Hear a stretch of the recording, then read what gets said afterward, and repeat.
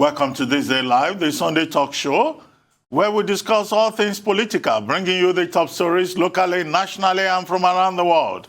I'm Ruben Abati, and This Day Live begins now.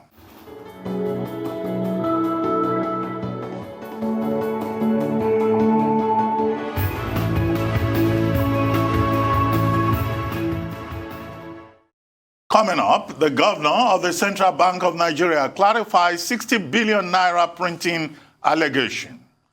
112 Chibok girls still missing 7 years on.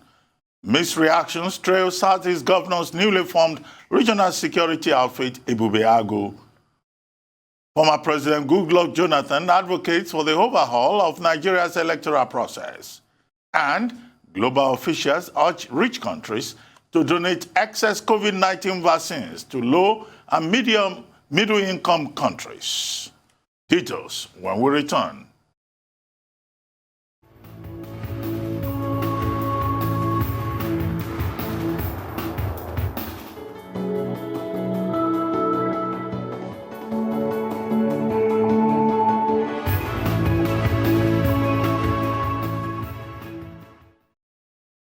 Welcome back to This Day Live, the Sunday talk show here on the Arise News channel.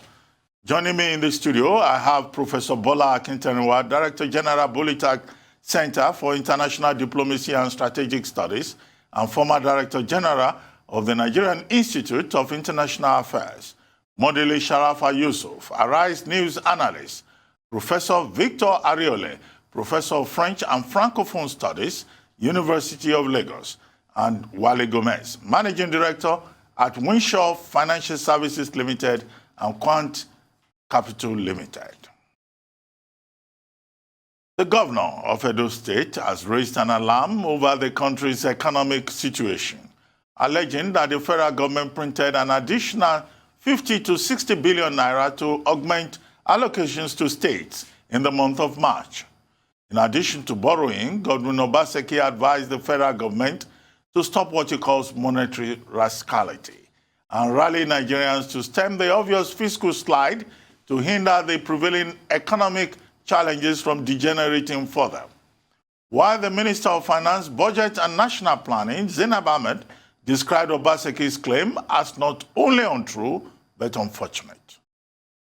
The Central Bank Governor, Godwin Emefiele, has also reacted to the claim, stating that the bank is getting set to go after state governments who have refused to pay back monies they borrowed between 2015 and 2016. In 2015-2016, the kind of situations we find ourselves now, which is even worse than what we faced in 2015-2016, we did provide budget support facility for all the states of this country. That loan remains unpaid till now, and we are going to insist on the states paying back those monies going forward, since they are accusing us of giving them loans. That's what they're saying. And most countries in the world today are confronted by not only health challenges coming from the pandemic of COVID, and also economic crisis and the rest of them. And what I keep saying this, it would be irresponsible for the Central Bank of Nigeria or any central bank or any Fed to stand idle and then refuse to support its government at this time. And what is being done, right, is being done in any climb. And at the last Monetary Policy Committee meeting, I did say, and I gave data about what is being done, even in developed economies, about what needs to be done to shore up their economy and take them out of recession. Nigeria is unfortunately in a very bad situation. I'm not going to pretend about it, in the sense that we are facing problem about productivity output, which is GDP. Luckily, we managed to just come out of it with a hair's breadth, and we are working very hard to see how we can not only have our head above water, but get our waist above water. That is what we are focused on right now. And of course, we are also confronted by issues of inflation and prices and the rest of them. And so for us to begin to see that some people playing some games, trying to come up with overheating this polity, talking about printing of money, I think is very unfortunate and totally inappropriate. And I would like to advise that this should stop. We should all work for the growth of our country and not playing politics. I'm not a politician, and I keep saying so. I'm a banker, and I should be left to do my work. Joining us now to speak on this is Professor Utomi, a professor of political economy and a management expert. Professor Utomi is a fellow of the Institute of Management Consultants of Nigeria and also a former presidential candidate. He is the founder of the Center for Values in Leadership and the African Democratic Congress. Good to have you on This Day Live, Professor Utomi. It's a great pleasure. Yes, thank you for joining us. Well, big story of the week. Governor Obaseki moving from being governor to becoming a whistleblower. And he's talking about fiscal slide. He's talking about monetary rascality in Nigeria. And he was drawing attention to the fact that if care is not taken, if, as he observed, that for the month of March, the federal allocation to the states, government had to print between 50 to 60 billion naira to be able to augment the usual monthly allocations. He says that by the end of this year, Nigeria will have a very serious debt crisis because we will be in deficit to the tune of about 60 trillion naira. But the governor of the central bank has asked him to shut up, that the job of the CBN is to print money, and that he needs to be reminded that money that is printed is a loan given out, and that in 2015, 27 states took loans, including Edo State, and he should be prepared to pay back. Now, he's also been attacked by the APC as political party. He's also been attacked by a group led by the governor of Kebbi State, the Progressive Governors Forum, who have told him that he doesn't know what he's talking about. And he's also been attacked by the Minister of Finance, Zainab Ahmed, who says whatever he has said is not true. Really, do we have a fiscal slide? Are we facing monetary rascality? Who is right? Who is wrong here? This is not a right or wrong question in terms of how we should approach it. The first thing to understand about the nature of economies is that most things are based on information availability and how information is managed. I think that we have a duty to all to ensure that there is appropriate criticism to make the right decisions get taken. But also, we have a duty to be careful as citizens, as public officials, that our commentary does not trigger something that leads to a self-fulfilling prophecy in a manner of speaking. Governor Obaseki, as a finance person, knows what he's talking about. He doesn't talk frivolously. However, I think that things are tenuous enough that everybody, governor of the central bank, finance minister, the people who criticize him, he himself, ought to be more reticent about how we suggest where we are. Because you see, the people who will deal with us are going to be making choices based on perceptions. Information is not perfect. It's supposed to be. In market economy, the fundamental issue is information availability. But central to reality is that there are asymmetries in information. You don't have the same amount of information because you don't know inside the world. It may be opaque. In the way that it's often discussed, two generic forms of these asymmetries. One is treated, it's called a moral hazard. When a banker, you go to a banker, you say to him, look, I have this farm, I want to, really invest this 100 million and produce so much, and I pay you back, and I'll make this profit, and I'll thrive, and you will be happy. And he gives you the money, and you go and marry 20 more wives. That is called a moral hazard. That's a function of money. The banker has no way of knowing what you really want to do with the money. He has seen the land, he has seen, he's giving you money. The other one is an adverse selection, which when you go to buy a used car, and they tell you this car is in Grade A. Oh, yeah. The thing, it will take you to heaven and come back. But there's in small letters, caveat emptor. Buyer beware. Once you drive out of this compound, anything that happens to you, you're your own. They've the odometer has been played with. From 300,000, it has come to 3,000. So you drive out, as you're going down the street, thing goes, come. Come home. Now, why is it that someone like a Martha Stewart, celebrity, businesswoman, went to prison? Because she heard some small whisper about something and acted on it. It's because it is critical in an economic situation for the same information to be available to all the players so that choices that they make can be rational in a way that will lead to outcomes that will drive everybody forward. But the Nigerian economy is fundamentally the ultimate asymmetric information environment. I mean, most people who are rich in Nigeria are rich because they abuse information. But it has seen that the growth of this economy. So, taking this from that general level to what we say to the world, there's a way we can say things, and it will lead to a run on our currency. I'll give you a very simple example. In 1997, I flew from the World Bank annual meetings in Hong Kong to Kuala Lumpur. That was the height of the Asian financial crisis. Malaysia, led at that time, strangely enough, his back, Mahathir Mohamad. Both Mahathir and Anwar Ibrahim, who was his deputy prime minister and minister of finance, were in Hong Kong at that meeting. Now, I kind of thought they were playing good cop, bad cop.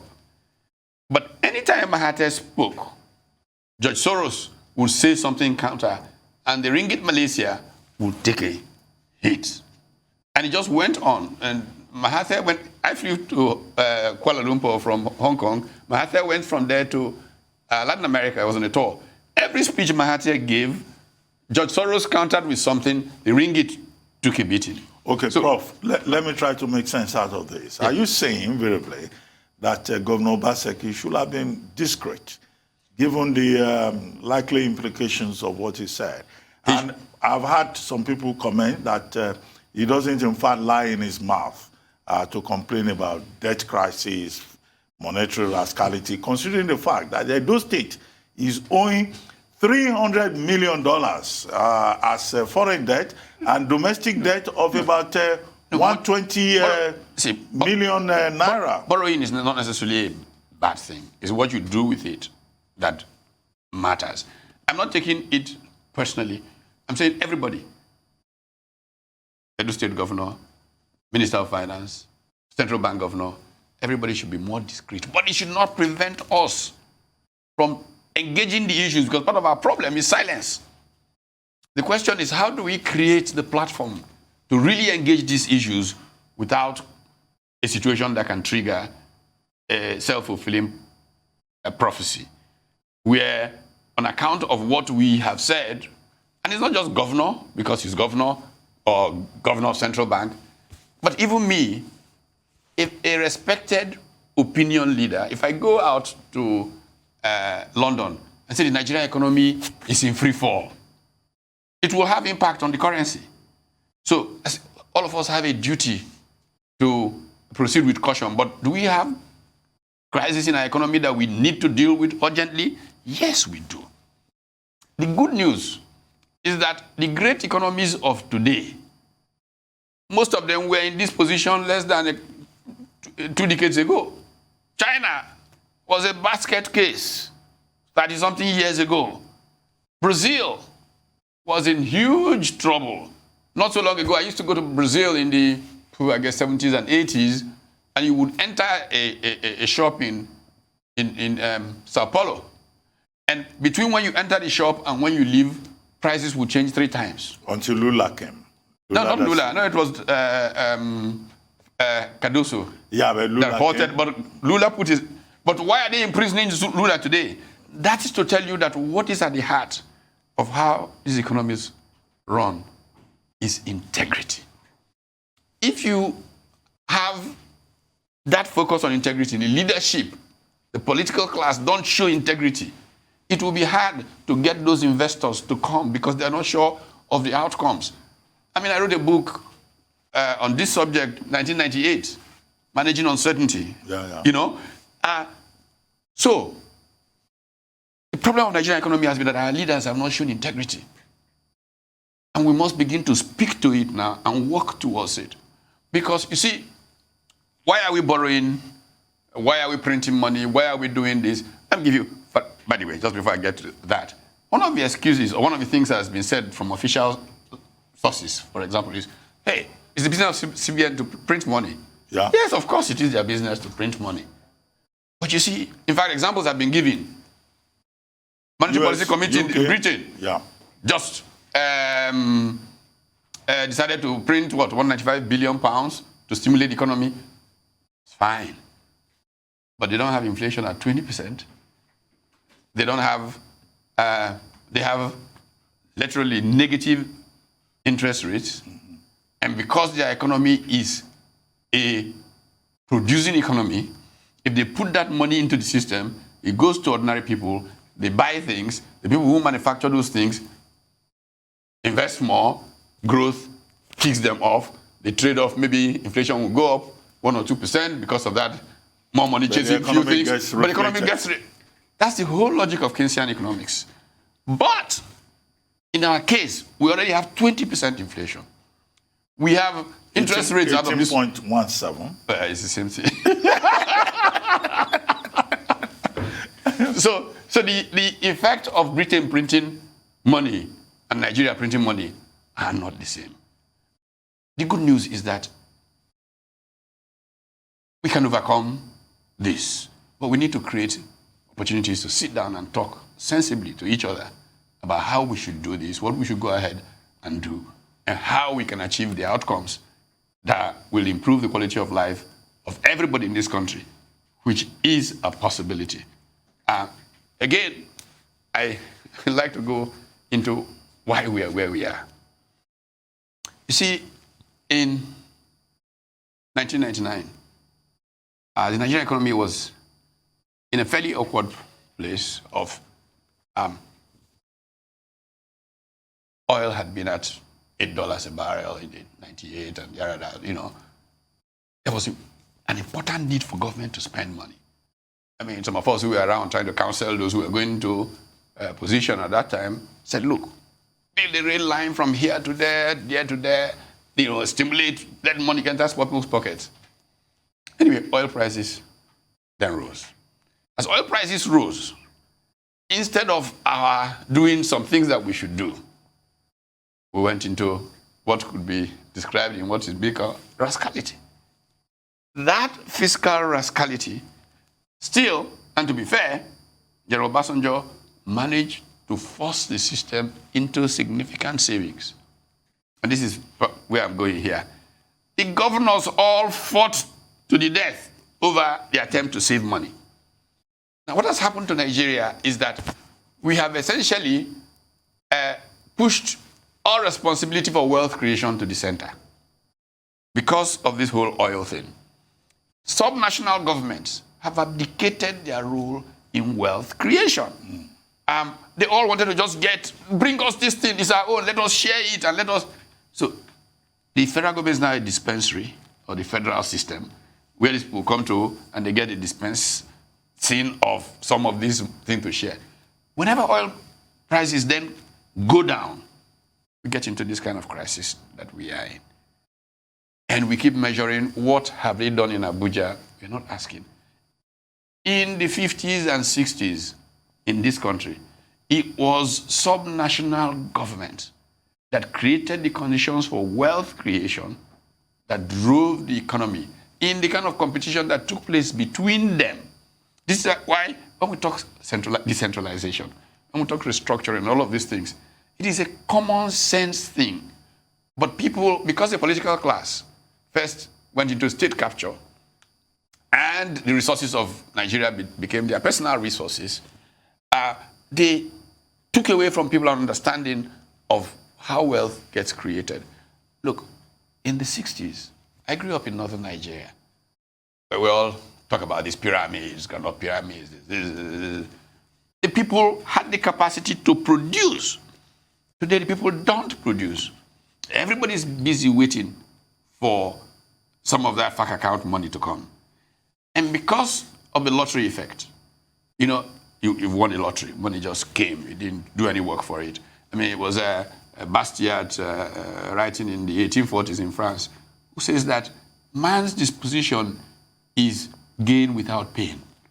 Man does not want to work to gain, but if he has to, he will work. And it is this production that makes him rich. Unfortunately... Well, very good point there. But what do you think of the central bank governor's response to Obaseki's claim? Now the central bank governor is saying, yes, it's our job to print money. And indeed, we printed money not too long ago to bail out the state governments, the subnational governments. And now it's time for you guys to pay back. Why is he just remembering it now? And then the Minister of Finance, right too. The Minister of Finance says, well, you know, our problem is not really debt because it's sustainable. Is our debt portfolio really sustainable? Okay. Again, Debt that's to GDP ratio that she talked about. The ratio is not 23%. Yeah, the ratio is not killing. The problem is not the debt, it's what we are doing with the borrowed money. I think that's a very important point to bear in mind. It is not, okay. No, if we are using that borrowed money productively, we can create a tax base that will amortize the debt. But what has happened in Nigeria, and this is part of why I frighten to think about printing money in Nigeria relative to, say, the UK. When you print money, you want to use it to resuscitate the system. Then you give it to government. But here you don't give it to for people. Consumption. That's what I'm saying. You give it to government, first of all. Government, the way it spends money in Nigeria, a few politicians, whatever they are, will gonna share the money literally. I mean, haven't you heard all the money they've been putting out? Agriculture, this. How many farmers have agreed? How many manufacturers have seen the money? Collect the thing, buy another house in Dubai. You will then lead to, at some point, if you're not careful, not just an inflationary spiral, but since most of the money is going to be chasing dollars to get out there for the whims of these guys, you're going to then get to where Brazil was in those days we were describing, where the purchasing power parity diverges so markedly from the nominal exchange rate that the country gets into a huge crisis. This is what someone like Obasanjo probably is trying to point out, that if we don't manage this thing well, we can get to the position of Weimar Germany, the Weimar Republic, or Argentina. Argentina, most of Latin America. In fact, I have some interesting stories from Latin America back in those days. A particular famous story of this guy in Uruguay, I believe, who planned to sell his house, concretized the deal, went to a lunch meeting, and they exchanged deeds signed, gave him his check. On his way home, he had an accident. So he was in hospital like 3 months. When he came out and presented the check could only buy him lunch. The check on the sale of his house was gone. Yeah. So I think that it's important for us to bear these things in mind and get sensitive to them. The real issue in Nigeria is how do we move this economy to production? And I don't think that public policy is addressing it effectively. How do we get resources into production?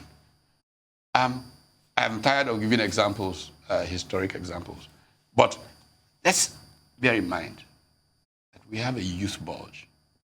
That youth bulge can either become a demographic dividend if we invest appropriately in the education of these young people, in their health, then we can see the benefits of this. Instead of being a time bomb, it becomes really, again, like it has become for China. That process must take us back to understanding that central to all of this is knowledge. Knowledge and knowledge. I made a comment somewhere recently about this, and I pointed to Deng Xiaoping, and how China turned around. And the speeches that Deng made in 1978, I have a series of them. In fact, somebody who read it then sent me some more of the speeches. One that he made at the Party Congress on December 18, I think it was in 1978. He said, Party, the future of our country depends on knowledge. We must treat people of knowledge with respect. We must elevate knowledge, because China, leading up to Mao's Cultural Revolution, denigrated knowledge, just the way Nigerian political parties have done. The anti-intellectualism. Anti-intellectualism that's Nigeria today. And a grammar will go chop. And, look at where it has gotten us, and it's taking us even further. So we've got to change that mindset. We've got to make sure that the electoral system brings people who think into public office and people who have a commitment to service.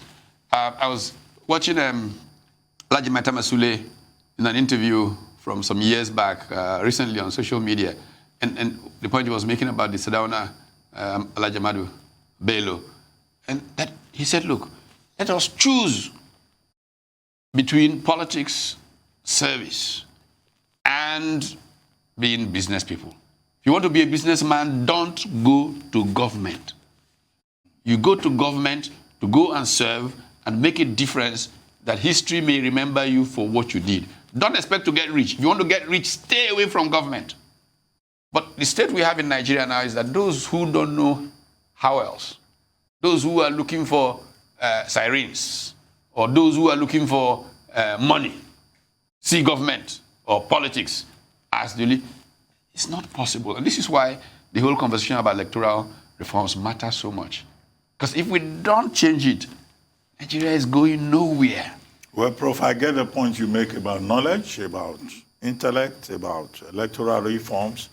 But how bad is the state of the Nigerian economy? Because you recall that in 2015, the economy was the second major pillar of the Buhari administration as defined. They call it SEA, Security, Economy, Anti-Corruption. But today, a few years down the line, we have unemployment rate of 33.3%, inflation at 18.17%, the highest in the last 4 years. Food inflation is 23%, the highest ever that this country has recorded. Now, how do we get out of this trap into which we have found ourselves in Nigeria? You began to answer your question when you began to give the statistics. So you say, how bad is the economy? My marker is 33% unemployment. If you take youth unemployment, there's a statistic that says it's 40 whatever. But in my book, if you take into account this guy's unemployment and all the other things, youth unemployment is more than 50%. And that's the national crisis. No country should ever expect there to be there. Again, unfortunately, bringing this back to politics. In serious democracies, the question that is asked of anybody running for office is your life better than it was 4 years ago? Critical to what politicians have to deal with every day is the unemployment rate. Is unemployment moving in this direction, that direction? Politicians get nervous. Nigerian politicians, I tell you unemployment. Say, which one concern me with that one? So we have a tragedy in the country. We have a real tragedy. The economy is in bad shape. And it's all self-inflicted. That's what's painful about it. I mean, look at the conversations we're having. They're not rational. Let's go back to this business of fixing a refinery with $1.5 billion. It is such an absurd conversation. Every time I hear it, my whole body begins to shake because something fundamentally wrong with the mindset that comes to that outcome. You know, we built refineries in this country. We messed up. We gave our girlfriends turnaround maintenance contracts. They didn't even know how the... Girlfriends doing turnaround maintenance. Ruby, don't pretend you don't know this thing. So we completely damaged the refineries. Okay? They're literally beyond salvage. I mean, I've given the example before. One of my school old boys was managing director of one of the refineries. I would come to old boys meetings. You know, the guy would shake his head. He said, look, on Friday evening, suddenly they would run to him, MD. This the car has broken down. Hey, and then they're singing, there will be fuel queues. Hey, the government, they will sack you. What can we do? Somebody jump on the plane, London, head out to go and bring the part. The guy has removed the part, put it in his boys' quarters. So he collects the dollars, raw cash, goes and brings the thing back, chukes the thing in. The thing begins. He is how, unfortunately, government-owned agencies have functioned. And we have run these places to a point of, so what do we want to do? We want to borrow money. We want to get 1.5 billion and fix an unfixable thing. Okay, maybe they can get it to work. In fact, while I was on air, commenting on it, a former group executive director of NPC was sending me a text message, tell them that lie, that thing can never work at 50%. And you then get it to work at whatever percent, whether it's even that 100% that they claim. And you're doing that just to sell it. See, if you say to people, we have this thing here, take it for 1 naira, please, on the condition that you employ so many Nigerians, that you do this, you do that, you will get real value. Not that you spend money you don't have, put more generations in debt to refurbish something. And even more importantly for me, where are fossil fuels? Where are refineries in the future? What Aliko Dangote, who's invested a significant amount of money in this refining process. So hopefully he's producing petrol by next year. Now, you want to add this capacity from NNPC, no problem. We are 15 years from now, Ruben, few cars in this country will run on petrol. The way the world is going, few. I mean, I was in Bangladesh a couple of years ago. Bangladesh, most cars run on gas. Bangladesh. But it's going even further. A bank I was associated with used to have an advert, one day cars will run on water.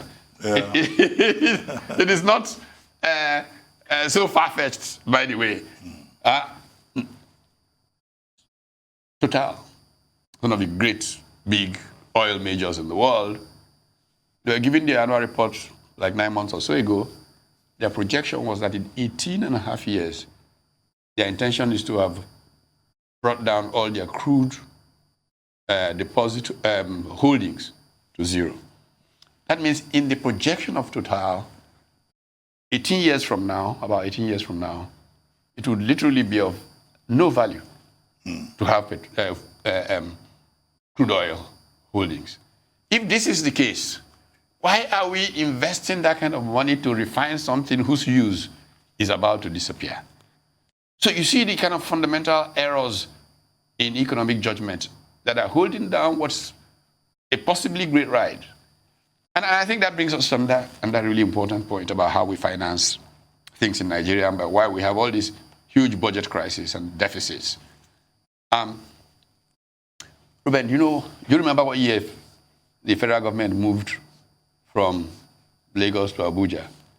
Around 1990, thereabouts. Yes, the Babangida administration, which would be what, like 30-something years now? Yes. The federal secretariat. Abandoned. 30-something years, asset like that in Ikoyi, anybody who knows what they're doing and allows that is not normal. Now, I use that as an example to look at assets across the country. All kinds of assets. And my friend Ayo Teriba gives some really fantastic examples with that. We've constantly had discussions around what I prefer to call the financialization of assets, and what he refer to as, creating liquidity based on your assets. Most of the gaps in financing that we have in Nigeria, there is so much that we can bring in as money to finance them from the assets that are lying wasting. Today in the United States, and that's one of our favorite examples, army barracks are being relocated from city centers to all kinds of places, convert the city center to commercial value, and from that, the liquidity that you generate, fund your budgets.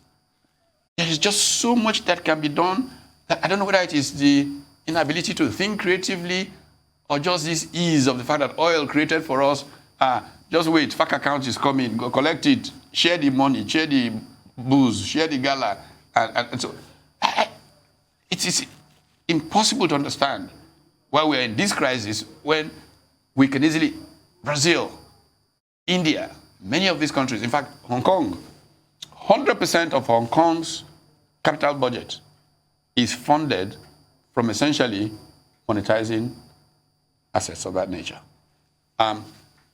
So it leads you to a fundamental question about public management in Nigeria. Is it that they are too busy to think, or that they don't know? Or that they do not listen. Or that they don't care. Or I don't know which it is. But this is one of the most fundamentally undermanaged and badly managed economies in the world. Okay, the question then is, what do we do going forward? What advice will you offer? First, we have an economic advisory council, but many months later, we don't know what they are doing. The day they were created, I actually laughed and said, this is pointless. Not because people are not smart, very smart people, but the kind of people they're supposed to be talking to will never listen to them.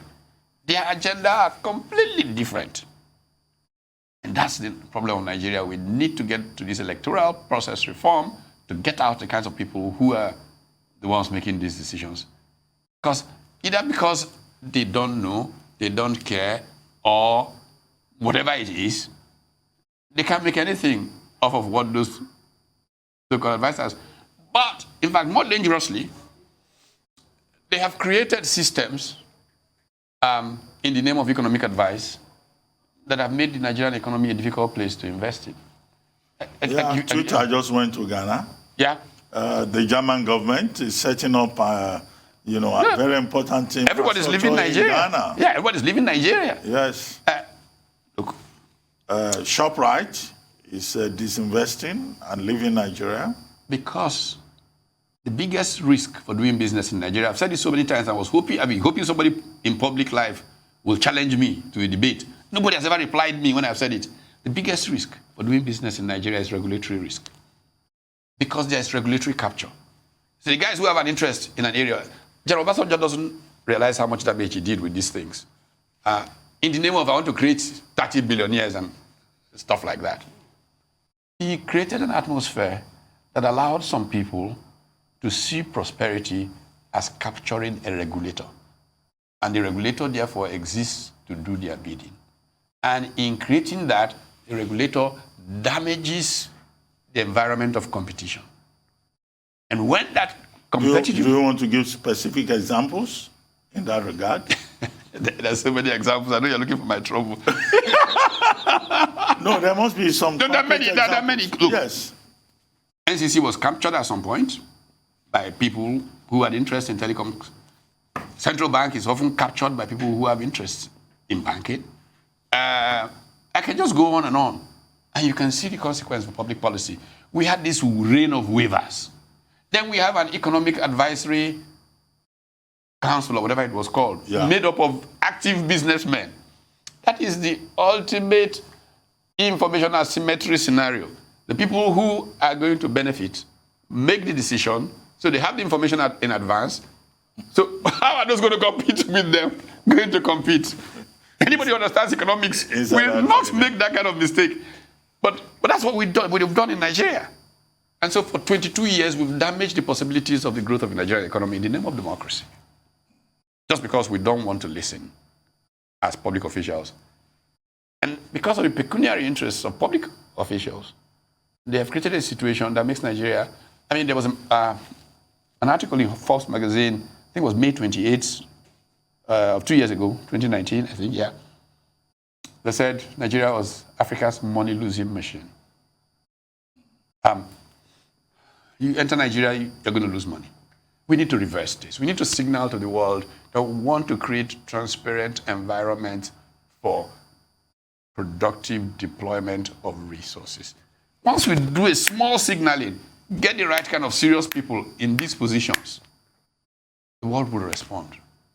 I am very positive about the possibilities and the future of the Nigerian economy, but we need to make some fundamental changes to go Well, there. within the short time left, Prof, let's talk about some other issues.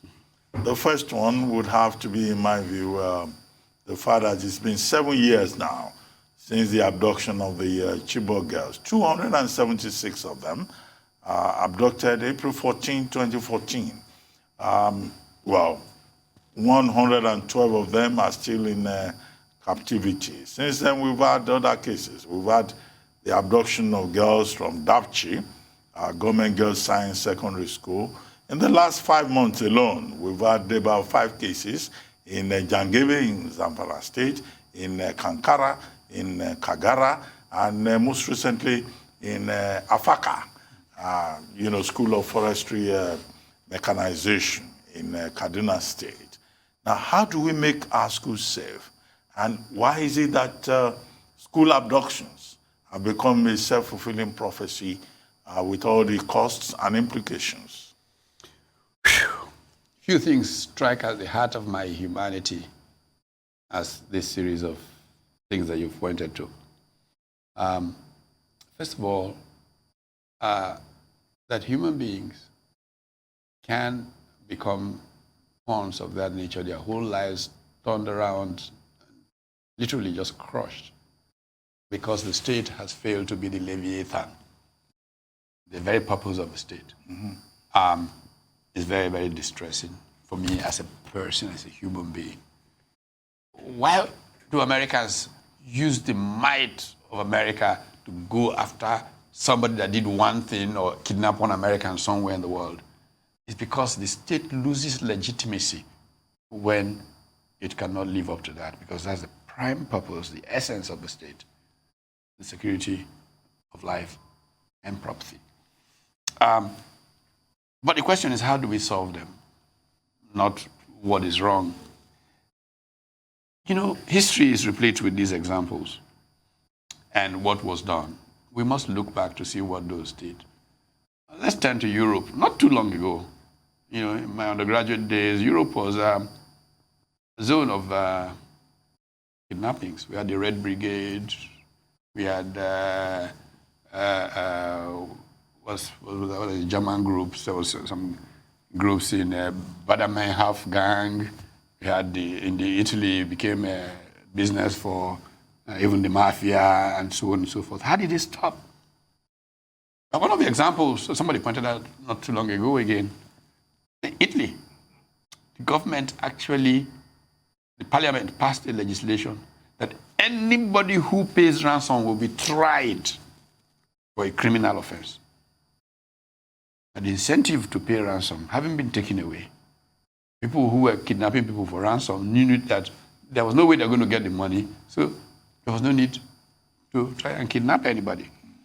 But our security architecture needs to be retooled. First and foremost, in my mind, in this whole thing, is intelligence. Intelligence has been reduced to gossiping on Ruben Abati. to public officials. I'm used to that. It doesn't bother me anymore. So we've got to make intelligence work for us. Anticipate and move quickly to prevent these things from happening. Now, I had relative to one of the crises, I think it was a Owerri prison break, that security people said that they forewarned the government. Now, I'm wondering who forewarns who is who? But know of government, there's one government. How do you forewarn, hey, you do something? But you see, Nigeria, the apparatus of state has become so fragmented, so dysfunctional, that it's actually possible and easy to trade blames. And that's not the way government was constructed to be. I think that the thing is broken. Government is broken in Nigeria. We've got to rethink it. And as we rethink it, we must think the people.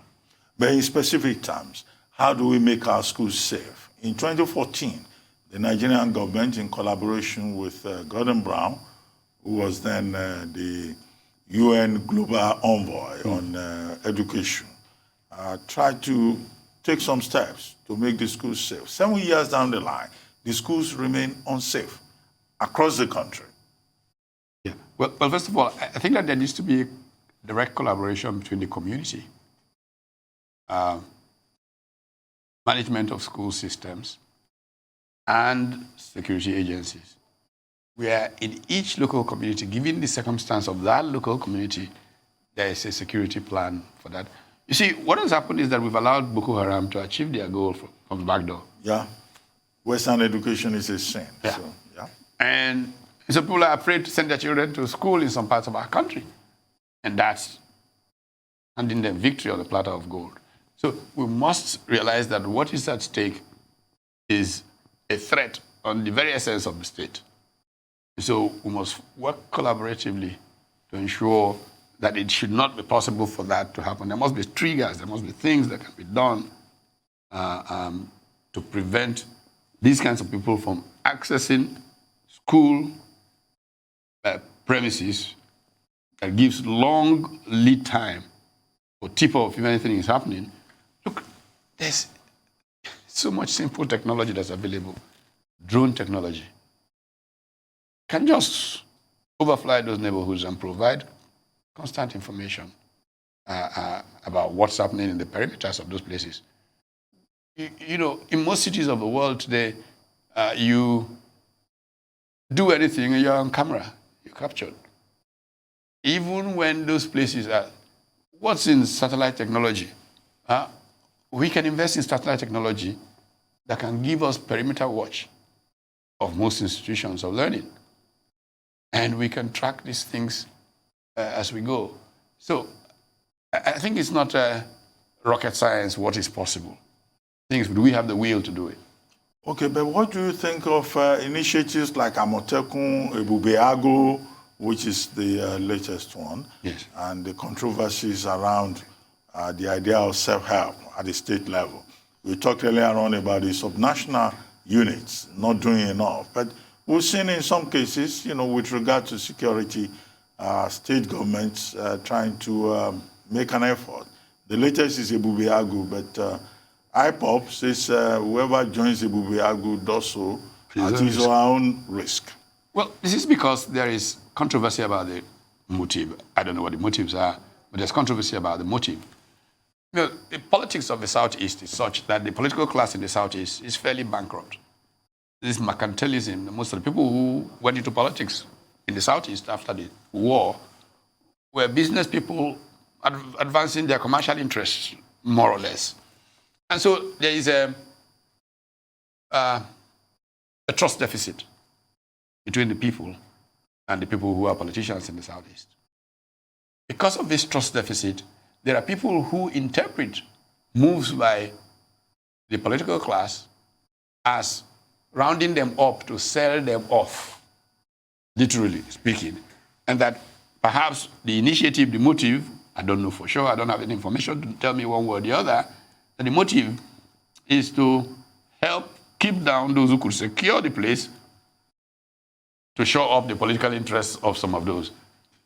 I don't have the information to say whether this is true or false, but my take is that we need to, the most fundamental right of a human being is protecting himself.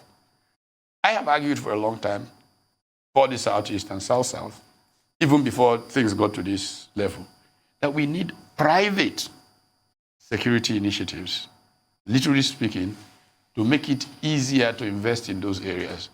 You know, I was chairman of the South-South Economic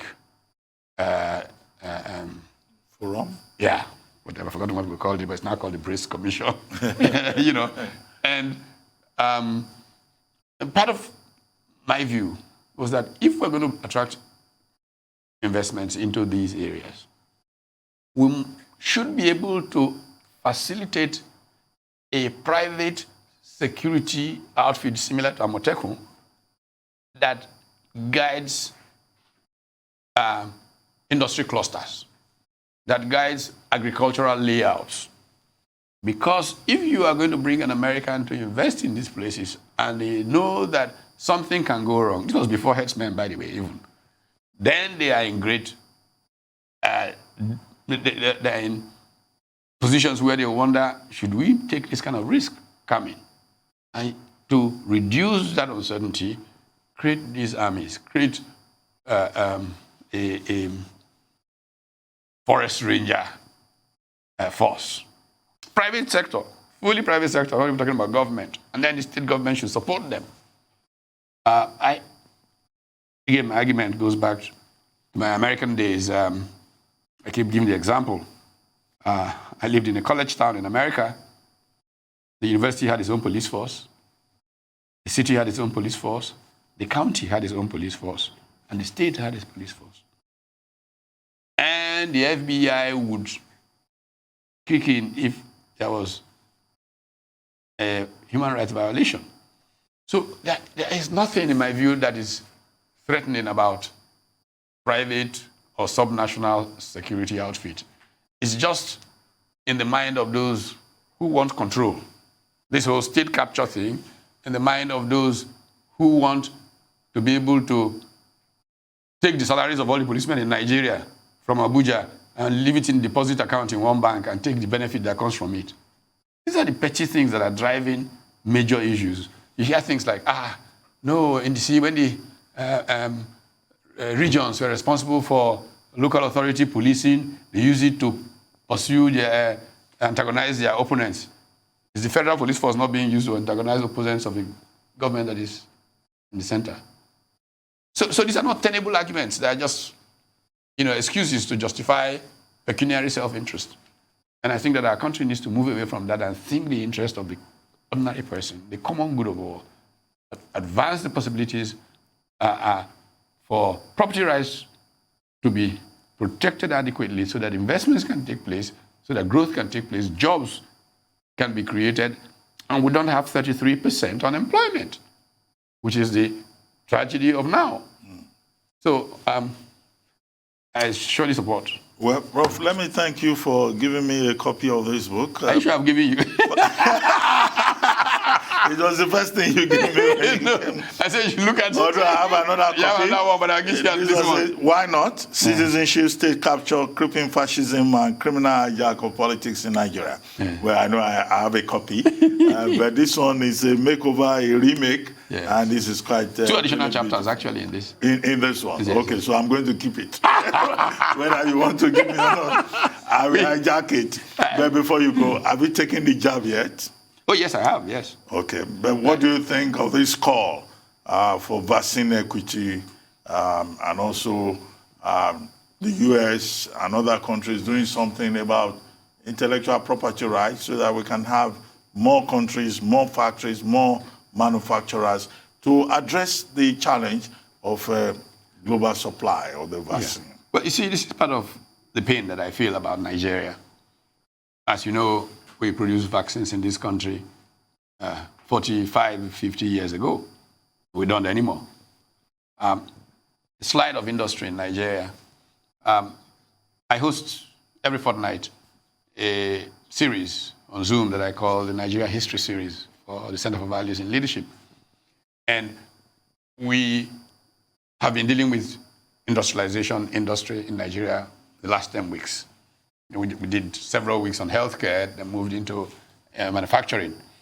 And one of the things that we find in looking at manufacturing, and by the way, next week, a week from today, about this time, we'll have Paul Collier from Oxford. The bottom billion, right? Yes. And we'll have Kande Yumkela, who was UNIDO Director General. Yeah. And then talking about regions, because I want us to look at how we can decentralize industrialization. We'll have Sheye Lale from Dawn Commission, Joe Keshi from Braze Commission, and so on and so forth, to rethink manufacturing. It is a disgrace that today we are all getting vaccines from India.